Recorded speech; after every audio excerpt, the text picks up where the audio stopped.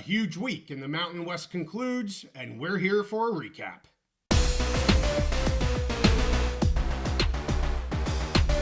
College football is back, and we're back on the Big Mountain. Hey, welcome back to the Mountain. We're a little late getting our recaps out. Have a few other things going on with the Mountain West right now, but we do want to recap the Week 5 games, and we had some huge games in the Mountain West. I'm going to start with what I would say was the biggest. It was the last one that I picked, and that was the UNLV Fresno State game. I was able to watch this entire game, and wow, what a game. What a surprise by the Rebels. Everybody had this really close.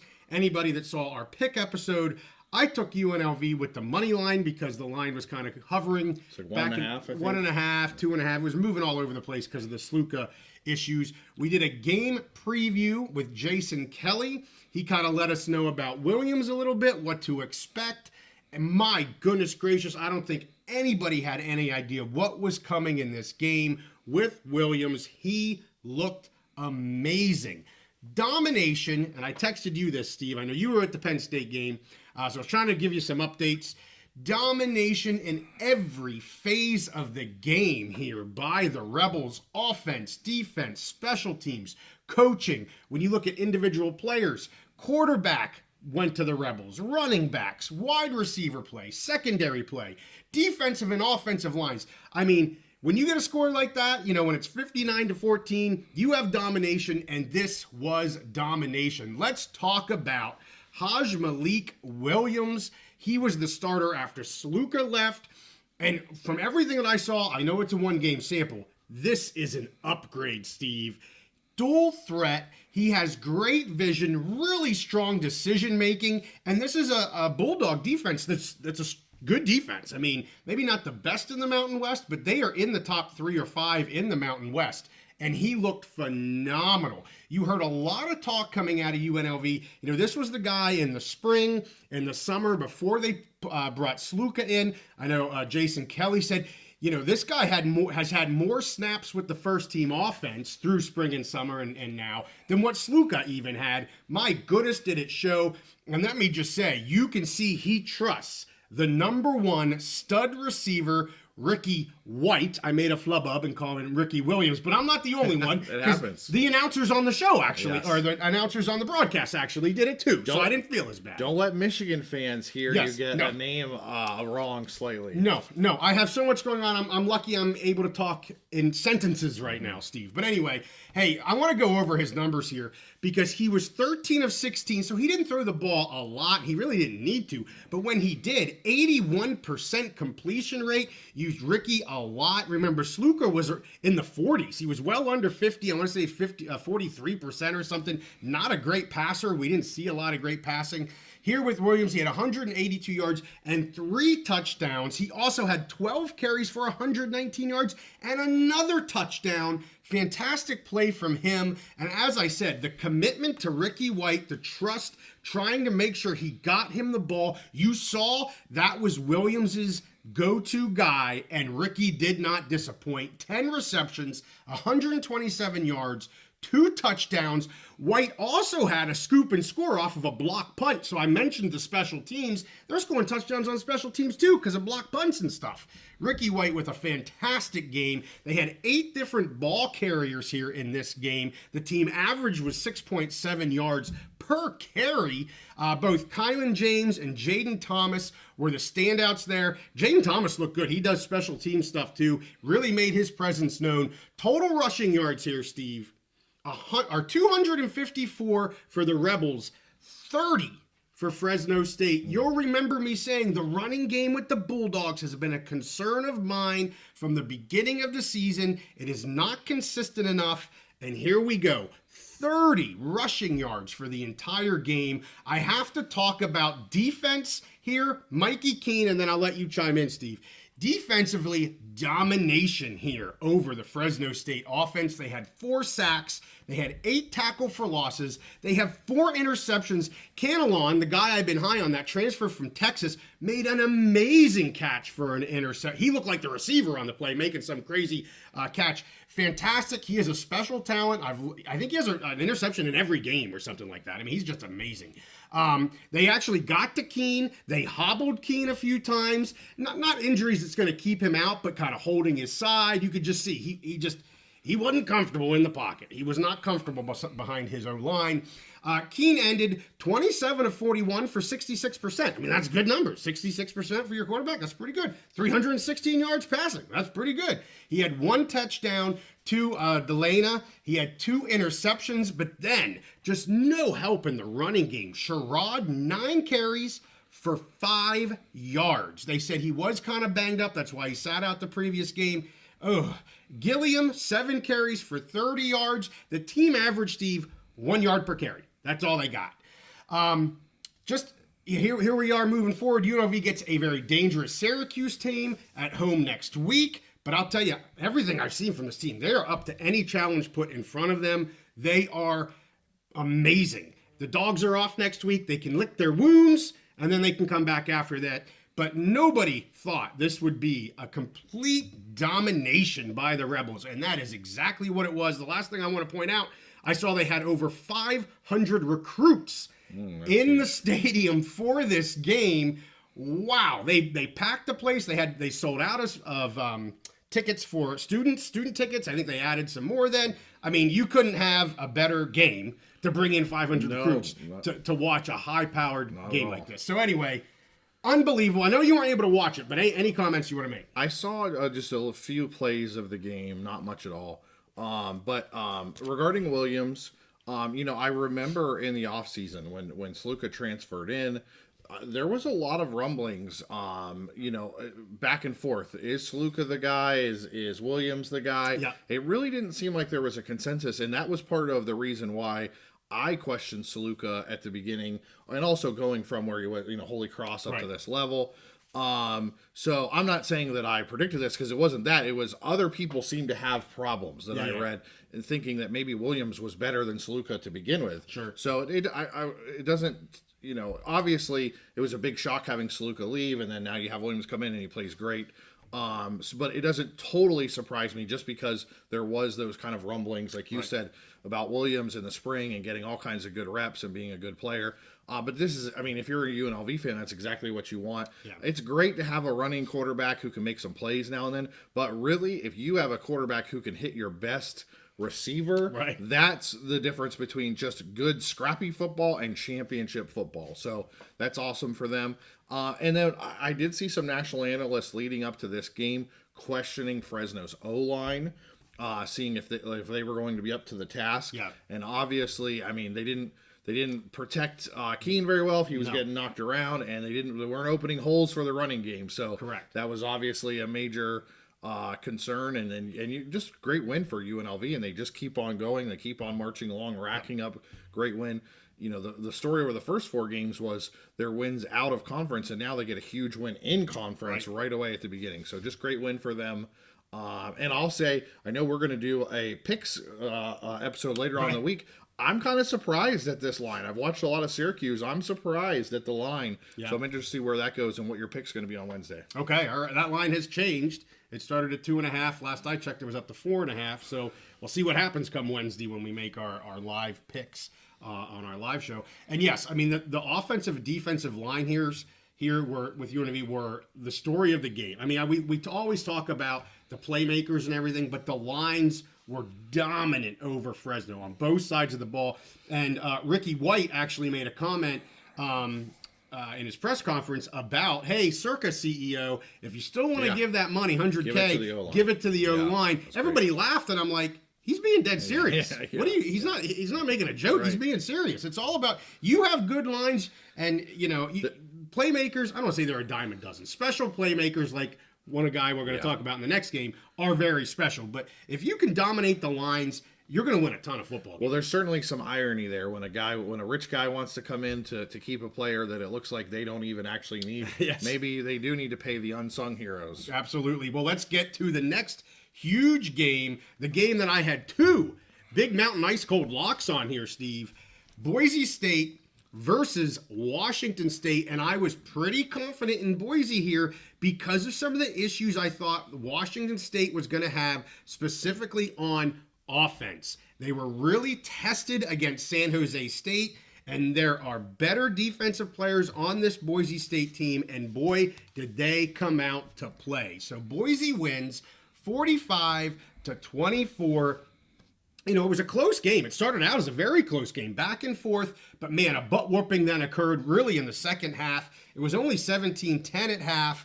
And when you look at the team stats here, Steve, fairly close. I mean, nothing really sticks out that's major, but when you watch the game in the second half, by far the better team on that field was the Boise State Broncos. Maddox Madsen here, who Coach Danielson said was inconsistent. He said that, I'm not sure if it was on Monday or after the game, just kind of inconsistent. He finished 12 of 21 for 184 yards, 2 touchdowns, 1 interception. So not a fantastic showing from Maddox, but it was good enough, clearly, especially when you've got Heisman Genty, who again went off the rails. I know you saw some of the highlights. Yes. 259 yards on 26 carries. 4 touchdowns. Was it the first freaking play of the game? He rips a 75-yarder or something like that. I didn't even get the game turned on 74, yet. Yeah, and it's freaking 7-0. I'm like, I didn't get the game on yet. I missed it. And then he had some unbelievable highlight reel touchdowns. Just individual effort versus 3 or 4 guys. I mean, there's some stuff on X and YouTube where they kind of compiled some of this stuff. It might be what you had seen. Just a fantastic athlete there, Steve. I mean, I don't know if you want to comment on Genty right now, but I heard somebody call him Heisman Genty. I keep saying Genty for Heisman, but I liked Heisman Genty. I'll save my comments for the end. Okay, all right. Well, Matt Lauder here, the tight end, he led the receiving corps with 4 catches, 96 yards. He did have those 2 touchdowns that Maddox Madsen threw. Let's talk about the other side of the ball. John Mateer just under duress again in this game. You saw that in the San Jose State game. They got away with it and eked out that win. He just couldn't handle it here against this Boise State defense. They're just got too many studs up front. He finished 26 of 37 for 327 yards and 2 touchdowns. He did all he could. He just doesn't have the line in front of him to give him the protection he needs. Williams and Hudson are both very good receivers. They led the right way there with the Wazzu receiving core. But again, team running was held to 2.3 yards per carry. A little bit similar to what I'm talking about with the Fresno State team here with the Wazzu team. Those lines just not able to carry the weight for them. The Bronco D had their way with Wazzu's O-line kind of throughout. We saw that, as I said before. They ended with 8 sacks, 11 tackle for losses, and 1 interception. Massive game for them. Some big injury news here coming out of this game. Center Randolph is done for the season. Not cool. And punter JFR, James Ferguson Reynolds, got run into. He was injured. Last I saw, they're unsure of his status here coming into next week. He's a rock star. He's awesome, but he has injury issues now too. So got a little banged up in this game, but my goodness, they are looking really good there in Boise. So Boise's got Utah State and then Hawaii after that. And then they get to their bye week. So they should be doing well here. I mean, Utah State, they should handle fairly easily. Same with Hawaii. And then they got a big game coming up after their bye against UNLV, which will be humongous. So what do you think about this game, Steve? So Boise State I think they made a statement this week, and I'm going to make a statement here. Okay. Boise State is a really, really, really good team, maybe a very good team. And they have the best football player in the country on their team. You know, we've said Genty for Heisman. We've been talking about this since December or January, basically as soon as the calendar turned over. And he continues to show why. You know, I think I texted you this as a Penn State fan. I watched Genty play. I watched these highlights. Mm-hmm. There's one person that he reminds me of, Saquon Barkley. Yeah. He maybe doesn't have those Saquon thick thighs or whatever. He got pretty thick thighs. He's not quite as built, but the way he runs, his vision, his burst, his explosiveness, his elusiveness in the open field. I mean, he can burst through the line. He can break tackles. And then when he gets into the open field, you're not catching this guy. Like, it's just the combination of all those physical skills. I watch a lot of Big Ten football. I watch a lot of in some SEC football, ACC, all around the country. And I'm telling you, Genty is the best football player, all around football player in the country. Whether he wins the Heisman Trophy or not, it's become kind of a quarterback award, whatever. But to me, he is the unequivocal best football player in the country. Madsen, I'll just say, he's a good Mountain West quarterback. Like, you can win games with him. Absolutely. I think Boise has bigger goals and aspirations this year. We said at the beginning of the season that we thought Boise had kind of that track for the college football playoff spot for the G5. Now, obviously UNLV has a big say in that, for sure. But if you're the Boise State coach or you're the team, I'm sure he's probably a little concerned because, again, I'm not knocking Madsen, but maybe that's he needs to step up and be better if we're going to beat UNLV, that really good defense, and if we're going to earn this college football playoff spot. My last thought is, I think the Cougs are still, a good football team. Yeah. Mateer is still a good football player, can make, they just lost to a team that's better than them right now, that has some players that are better than theirs. Yeah. And I still think they could have, when you look at their schedule, we'll see they have some of these crossover games with the Mountain West, but they could have a double-digit win season still. That's still in the cards for them. They're still a good football team. So I'll be interested to see how their season goes. Yeah, great point. Let's get to my third that I'm going to talk about. I'll talk about all the games. I want to talk about the Wyoming Air Force game because these first three are games that I watched. I watched from beginning to end, all three of these games. It was a great day of football for me. You go from one to the next to the next. It was wonderful. But Wyoming, my Pokes, get a dub over Air Force 31, Steve, to 19. Wyoming almost busted the under by themselves. And anybody watched our pick show knows that I took Wyoming getting points, which they didn't need. Yeah. And we took the under because we're like, I don't know where these points are coming from. They scored 50 points. I made a ton of money this weekend, and I won a bunch of bets. I only lost 2 bets, and one was the under on this game. You love the under. Yeah, yes, I did. You were big into that. And I said I don't lock unders because, well, you said it's like kissing your sister. Yeah. But anyway, so,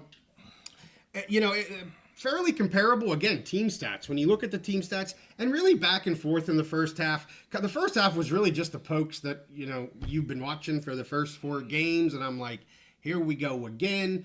But man, did they wake up at halftime. I don't know what they did, but they turned the switch, outscore the Falcons 24-6 in the second half. And, they only had 3 penalties in this game. I said they're shooting themselves in the foot. They're doing everything they can to screw themselves.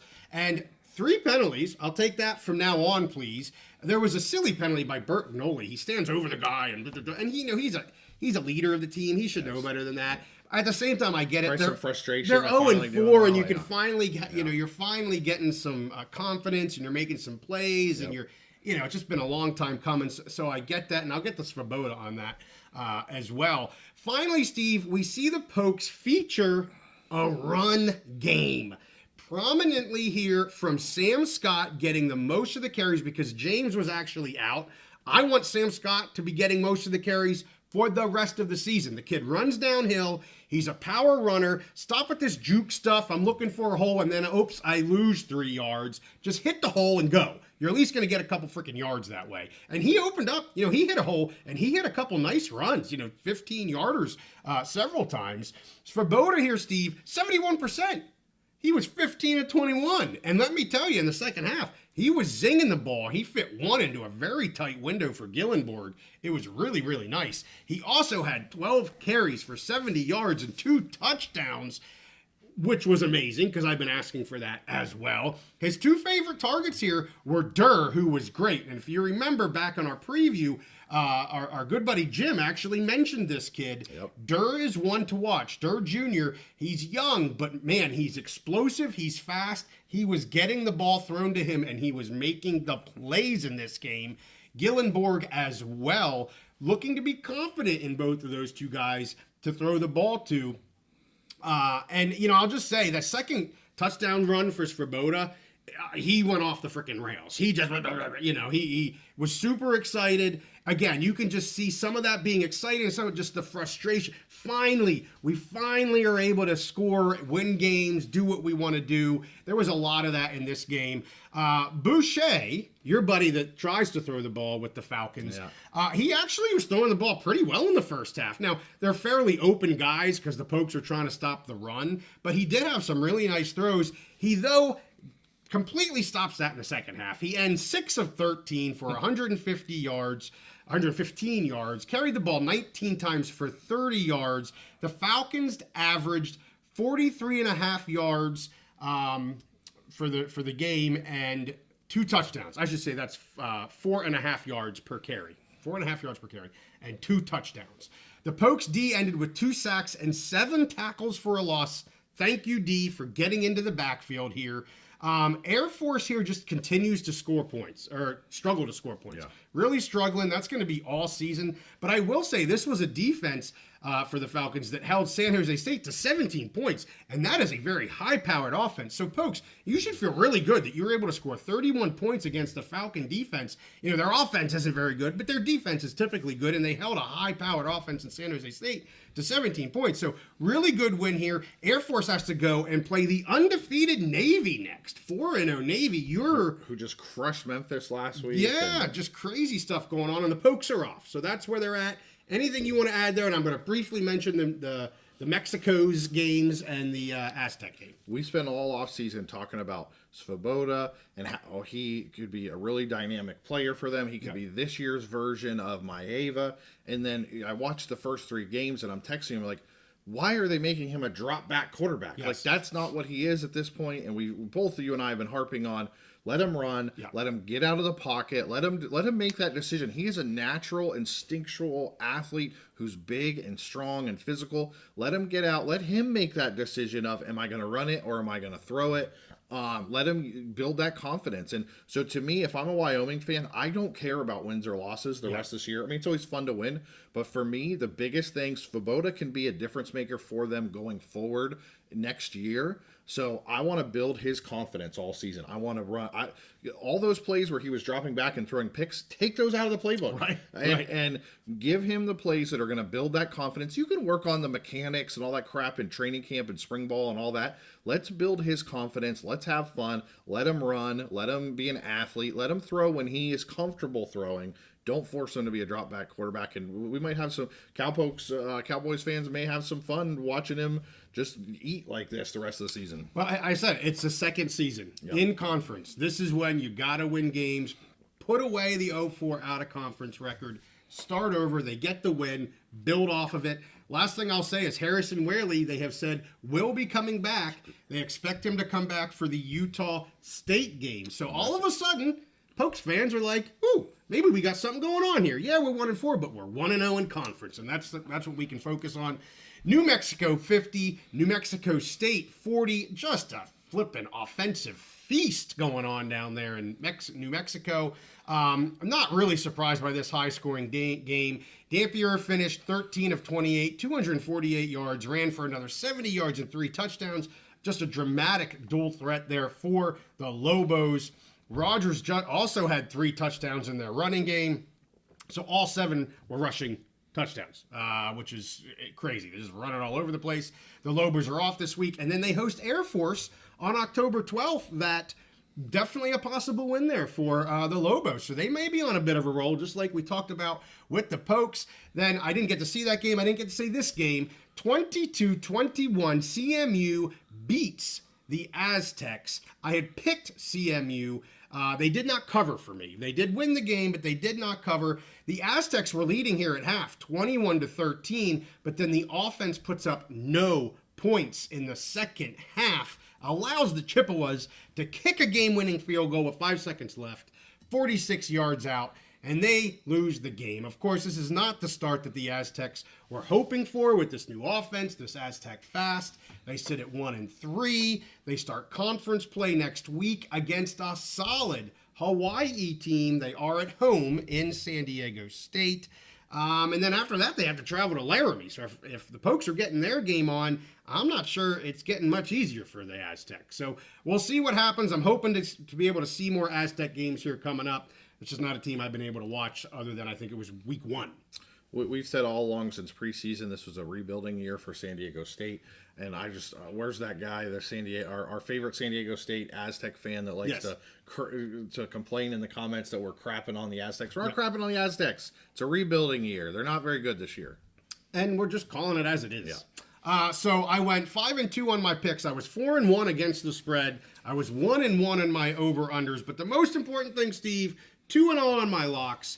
You were 4-0 on your locks, and we did a separate episode for the Big Ten. Yep. So the Big Mountain was a perfect 6-0 on our locks, and we're going to try to repeat it here in Week 6. My biggest game coming up in Week 6 is the Friday night tilt.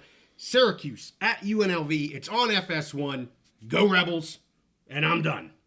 So with that, we thank you guys for watching. Give this one a like and subscribe if you like our content. We'll see you next time on the Big Mountain. Genty for Heisman.